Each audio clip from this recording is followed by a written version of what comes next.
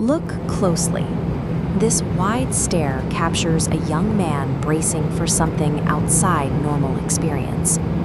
This is 19-year-old Pfc Helmut Schmuck, 173rd Airborne Brigade, gripping his harness on February 22, 1967. Life's co-rentmeester caught him inside a C-130, documenting the agonizing minutes before a jump.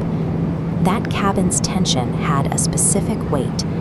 Schmuck was preparing for the first American combat airborne assault since the Korean War, carrying a dormant military doctrine directly into a modern jungle conflict. This photograph shows the staging ground for Operation Junction City. With hundreds of troops and aircraft crowded onto the tarmac, it was the largest U.S. military operation of the Vietnam War up to that date. Command mobilized this immense force with a single objective: to locate and dismantle suspected central headquarters belonging to the Viet Cong. This map illustrates the targeted region. Planners directed the assault toward Warzone C, northwest of Saigon. Rather than blanket the entire region, the military selected 800 paratroopers to execute a highly concentrated strike directly into this sector. This photograph from an earlier conflict shows how airborne assaults used to operate, with hundreds of aircraft filling the sky to overwhelm broad swaths of territory. 10 years had passed since a combat drop, and commanders were anxious. They were sending slow-moving transport planes low over dense jungle canopies, exposing them to hidden enemy anti-aircraft fire.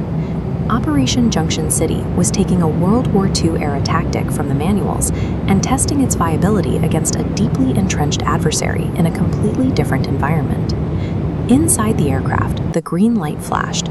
Paratroopers stepped to the door and threw themselves outward, trading the roar of the engines for the violent rush of open air. Looking at this aerial view, the extreme vulnerability of the airborne infantry becomes obvious.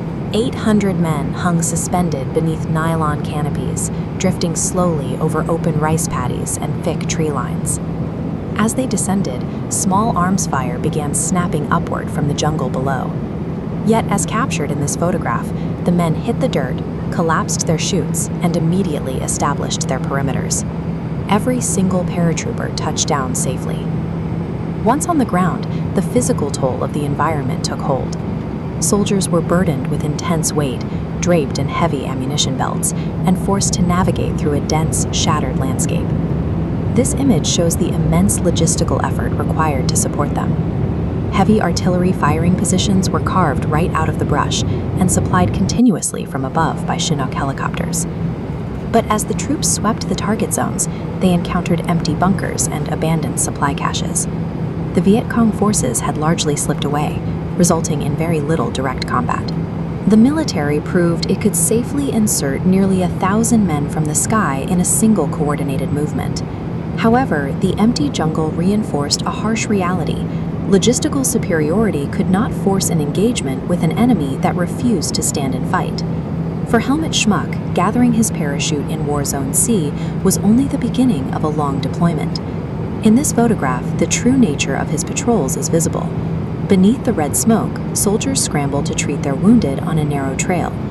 Schmuck continued to face these hostile environments daily, eventually earning a promotion from a 19-year-old private first class to a sergeant.